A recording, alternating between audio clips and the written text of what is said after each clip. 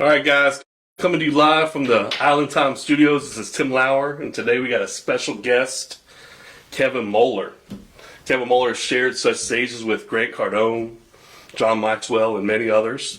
And today we'll be discussing all things entrepreneurship, networking, community, and starting off 2023 strong. Welcome, Kevin. Awesome, Tim. Thanks so much. Glad to be here. Yeah, absolutely. Super excited. Go ahead and give us a little bit of background on yourself. Yeah, so born and raised in Texas, moved here to South Alabama when I was 6 years old, so this is definitely home for me. All my family, direct family is still around here. And, for some reason growing up, I decided I was going to be in the construction industry. I was one of those kids that if you asked at a young age, like what I was going to be when I grew up, like I knew. I had the answer, which is funny because it totally didn't end up that way. But I was convinced when I was a kid that I was going to become an architect and a home builder, and I was going to design unique homes and build those.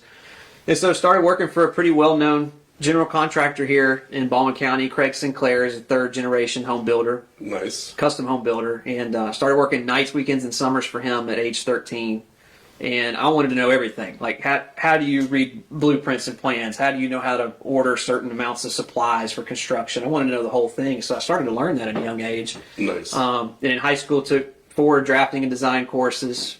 Ended up going to, that was in trade school. And then when I graduated high school, I went full-time in the construction crew, and then I went more than full-time hours at night getting my basics done for an architecture degree. So I did that for 2.5 years, 15 credit hours a semester. It was miserable.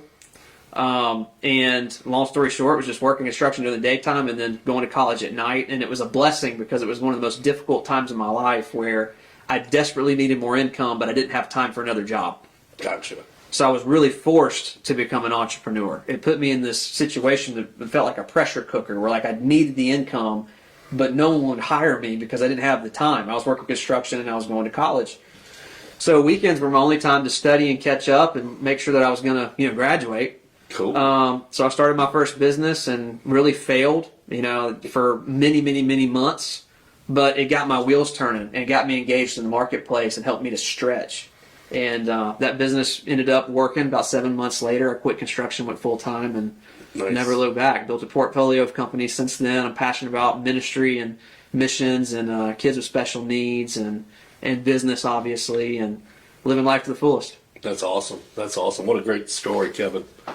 So what was that first business? My first business was actually in the network marketing space for a company called Legal Shield. Okay. So You're still doing that now, right? I still have that business. Okay. I don't actively push it, but I have. Gotcha. We have tens of thousands of clients all across the country, so we have a relatively large book. And it's been a blessing to me, to build a residual income and have that passive income. But it's really the things that I learned there. It makes me, reflect on Jim Rohn. He said, "Don't ask what am I getting here, ask what I'm becoming." That's It's not what we get that makes us valuable, it's who we become. And for me, that was really the thing that taught me cash flow quadrant. It taught me about finance. It taught me about taxes. It taught me about leadership. It taught me about personal and professional development. So outside of starting that business, I'd never read a book outside of high school and college. Oh, wow. At all. I hated to read. Okay. And what I found out was that I thought I hated to read, but what came to be is that I was passionate about self-education in certain areas, not the things that they were teaching me in school. Gotcha. So I'm an education freak now, but I would have never told you that 15 years ago. I would have told you I hated education and would never read a book outside of high school and college, and now I read every day. That's right. Sometimes you got to find those books or those subjects that excite you. Absolutely. So, yeah. Absolutely. Tell us about your business that you have right now, Strategic Life Design. So Strategic Life Design was a business that was born out of need and out of really just the marketplace approaching me years ago. So what happened was when I built my Legal Shield business, you got to realize in college I almost failed public speaking. I was terrified of public speaking. Talking to 2 people at once was public speaking to me, right? That's right. Fast forward now, I've done over 400 keynote talks to audiences as large as 14,000 people, and Awesome. it's one of the things I'm most passionate about is public speaking. But prior to that, I was just the opposite.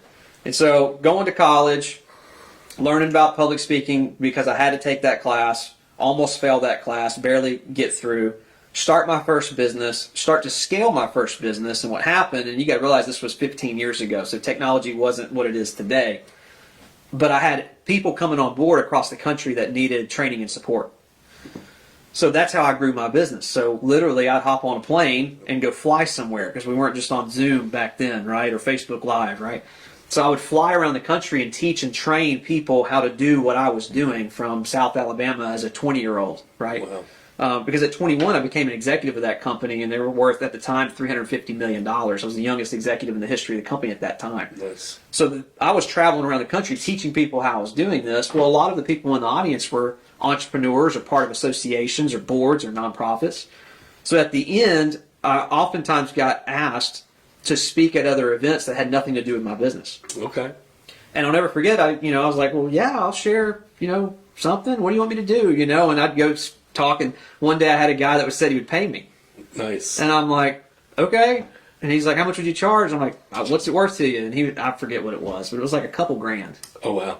And it like blew my mind that someone would pay me to just go talk and share a concept or ideas, to an audience. And that's what started Strategic Life Design. It was a public speaking company turned into a consulting and public speaking company, and that was over 10 years ago. I still got it today, and it's a lot of fun. So I talk to associations, executive boards, churches, functions, company conferences, you name it. Small audiences, large audiences, on various topics. And then for consulting, I have niche clients that are entrepreneurs that are really working on scaling something or growing something or franchising, licensing, something where there's a leadership component, some growth and scaling involved, where they need a fresh pair of eyes to give a different perspective and help pull resources and contacts to help them to grow. Okay, awesome. I think one of the first times I came in contact with you was at the Baldwin Realtors, where you were doing a speech at one of the year-end events. Oh, they're awesome job. Oh, thank you. That was their annual award ceremony. Yep, that's right. That's right. Absolutely. So that was a good event. That was good stuff. So cool. So what advice do you have, and what should entrepreneurs be doing to start off their 2023 strong? Well, I think, one of the biggest things to understand that, a confidence in cash flow doesn't necessarily come from the amount of cash that's flowing in my mind. It comes from someone's ability to consistently generate value in the marketplace. Agreed. So one of the big things that I'd be looking at in 2023 is like, what am I going to do to help people? The second thing is we can frame some goals around that. It's great to have some goals. But the biggest thing is what am I going to do to add value to people in a big way in 2023 if I want to make big things happen in 2023, right? What's the value? And so it's great to have goals. And by the way, I think there's a significant difference between goals and targets. This is what I teach a lot of my clients, for example, because we're about to get inundated. We're not even there yet, but we're about to, because January 1st is right around the corner. So everybody's got resolutions. And I love that. I think it's great to have a fresh start, and I think it's cool to have almost the whole world with you in that regard of, I'm going to lose this much weight, or I'm going to, do this and make this whatever, right? People get excited, and I like that environment. I thrive in that environment. But goals, I think, are taught in a way, especially in our country, that don't always serve people in the way that targets do. So a goal to me is something that I know I can accomplish 100%. What I mean by that is I know if I can get up at 5 a.m. every single morning, right? Unless I'm sick, right? I can get up. That's a goal I can set, and I can hit that goal. I don't know if I'm going to make an extra $1 million next year. Right. I can't necessarily control that. Now, I can do the activities that hopefully lead me there. But how many of us set those types of goals in 2020 and all of a sudden the pandemic hit? Yeah. And things were flipped around. Yeah. Right? So it's like there's some things we can control, some things we can't. I think one of the things that entrepreneurs should be mindful of is setting targets. And what I mean by that is, like, if you think about like a target, like in the center of like an archery target, you and I were talking about archery earlier, you've got a bullseye, right? Which is obviously the aim you'd like to hit there. But if you don't and you miss, you still hit the next ring around that. And if you don't hit that one, there's another ring around that. I think we should set targets. And if you're aggressive, you won't hit all those targets. You'll hit around them, but you'll make progress. So I think that's important. Gotcha. And I think also for entrepreneurs going into 2023 is taking a deeper understanding of themselves. I'm a big fan of something called metacognition. Okay. Which is our ability to think about what we think about, which is really deep. That is pretty deep. So I didn't know we were going to get that deep. Yeah. Kevin. So, well, I have to. I just love this stuff. I'm a freak about mindset. But, it's our ability to think about what we think about. So when we're driving down the road, when we're in the car, when we're in the shower, we have thoughts about our life and about ourselves, and we're constantly talking to ourselves. And for most of us, if someone was to talk to our spouse the way that we talk to ourselves, most of us would end up in a fight. That's right. And we have the ability to think about that as human beings. I don't know if other animals can do that, but we have the ability to understand metacognition and say, are these thoughts really serving me? And, the utility of a belief is oftentimes more important than the truth of a belief. So think about that. So when what we think, like for an example, let me give you an example, a real example. Someone can be arrogant and cocky, right? And they need to work on themselves in that area, but be very confident in their big goals in 2023. And they may be so big that everybody around them thinks they're crazy. Right. And they might even be crazy. But if they believe it's possible, that belief is serving them in utility.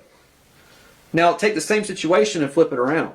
Somebody who 2022 beat them up, had a tough year, right? We all know people in that situation. We've all been those people, that's right? If we were that person and 2022 beat us up and we dragged those beliefs into 2023 as the reasons we can't accomplish X, Y, and Z, the utility of that belief is destroying us. It is. Yep. So we need to look at what do we believe and why do we believe that and how is it serving us. Most of the information we process every single day, we shouldn't even be processing. 95% of it we should cut out. I mean, CNN doesn't control my economy. That's right. All right, the inflation rate's important, but I'm in charge of my household income and what I do with those finances. And that utility, or that belief, gives me a lot of utility and power over what I do in my household compared to somebody who thinks, oh, well, the country's, not in good shape and, oh, it's going to be a rough year. Okay, well, that belief is going to hurt them.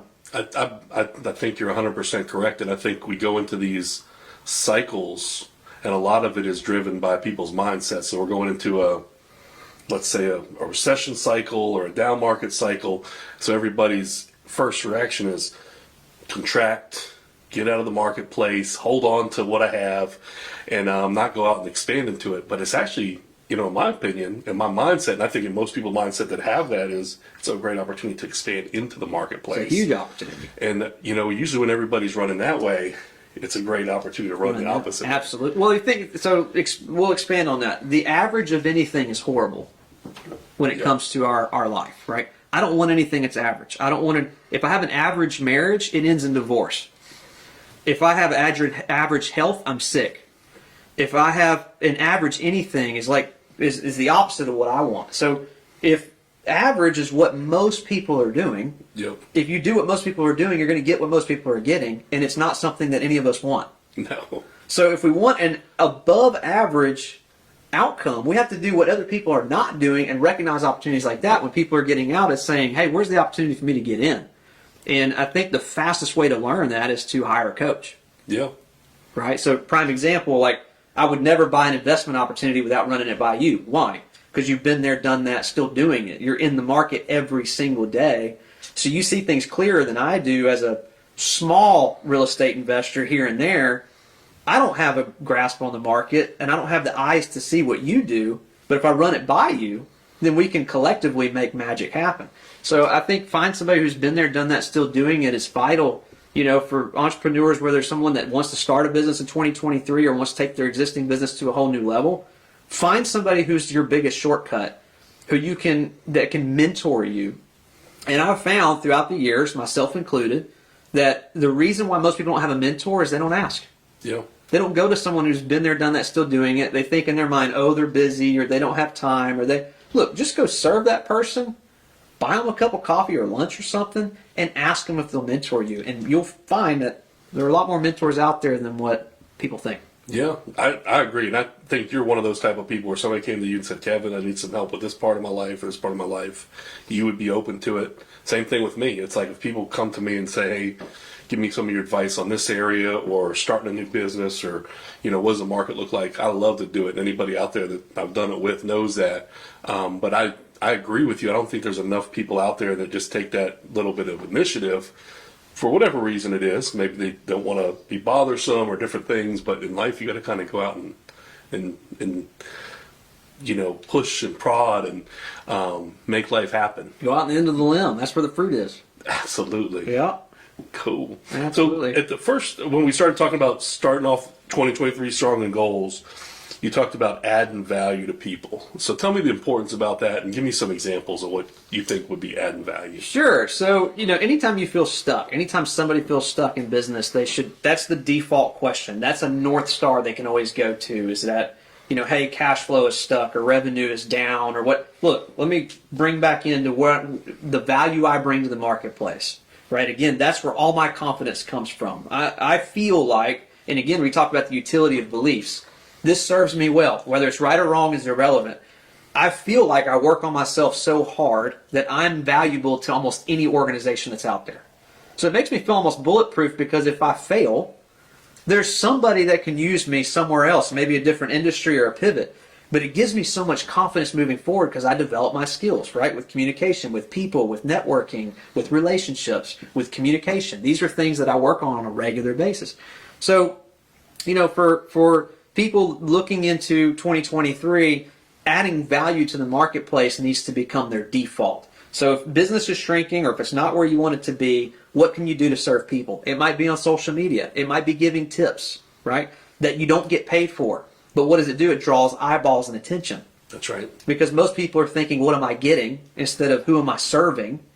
And if you go out and you think, man, and I'll give you an example. I know your business is crushing it, but let's just say that you were looking for more people in real estate and things were down, but you got up every single day and you poured your heart into some type of long form post that was massively valuable to real estate investors, knowing that they could read that post, take that information, use it for their own personal profit, and never use you for anything. But having that belief that it's going to circle back around, either through the next real estate deal or the next referral, that will lead to growth in 2023. It always does. That's the way that it works. So for us, it's always about what is the value that I can do. I'm always thinking about that with my coaching clients. What's more value I can give them? If I'm in a business that I'm trying to expand, what's more value I can give to the marketplace? Again, it could be starting a newsletter. For you, this podcast. This is serving people, hopefully. That's the idea, right? Hopefully viewers get some value from the different interviews that you have in the podcast. That's an amazing example of providing value. And by the way, this stuff wasn't free, right? All your equipment in your studio. That's right. But your mindset is, I'm going to serve people, and I don't know where it's going to go. That's right. And it's going to go to a beautiful place because you're in it for the right reason and you're serving people. Absolutely. I'm a strong believer in community, our area, helping out other entrepreneurs, kind of take it to the next level. When I started my business in 2016, I was 35 years old, had $20,000 in my bank account and scared to death. And I just want to help people kind of get through that and realize they can make their own money. They don't have to work for a corporation or a business and rely on a paycheck. Absolutely. So, yeah. And I'm passionate about that too. Awesome. I'm a freedom freak, really. I mean, I seek that in my life. That's my personal motivation. I have a lot of motivation for missions ministry, all that kind of stuff. But for the personal ambitions that I have, it's all around freedom. Yeah. And that doesn't mean I'm lazy. It just means I like to have options. Yeah. No, you don't want to be bogged down by somebody else's schedules or burdens. It's you make your own. And when you're an entrepreneur, you have that opportunity to leap from priority to priority and make things different. Yeah, one of my life mottos is they asked to see my office, so I showed them the world. Nice. And with the different companies I have in my portfolio to this day, probably close to 10 years ago, I got out of my last office and repurposed that room for another staff member. So I don't even have an office. Like, I work from anywhere. Nice. And that's by design. That's how I want my life to be. Yeah. That's fun. That's great. That's great. I love setting up shop in different places. Yeah, being malleable. Yeah, absolutely. Definitely motivates you. So let's get into some tips for people how to run their calendar so their calendar doesn't run down. Oh, that is good. Okay, so for me, that's a question I get on productivity a lot. Okay. And the reason why is because I have a portfolio of companies in totally different industries that are unrelated. Right? So I've got an autism center. We do tens of thousands of patient visits a year of kids with autism, Asperger's, Down syndrome, cerebral palsy, ADD, ADHD. That's great. I'm the president of a foundation that we raise money for kids with special needs. I have my strategic life design business, so I'm traveling the country doing speaking engagements and have consulting clients and a contract with a big software company helping them with training. I have a company in the decentralized finance and cryptocurrency space. So we help clients accomplish pretty strategic goals on collateralizing crypto and borrowing against it to cash out to buy real estate or pay off debt or start a business or something like that. And we also have a trading desk. So we trade our own company treasury funds in the market every single day. And we have some private investors in the company that we send monthly reports to. And I have a 1-year-old at home, and I have a rental property, and I have a farm with animals. Nice. And I work out like crazy, and I have 3 different men's ministries I'm a part of. So the question I get all the time is, how in the world do you do all that? Well, that comes down to a couple different things. One is my belief. My first belief is that I can do these things. I've had a lot of people over the last 15 years as I've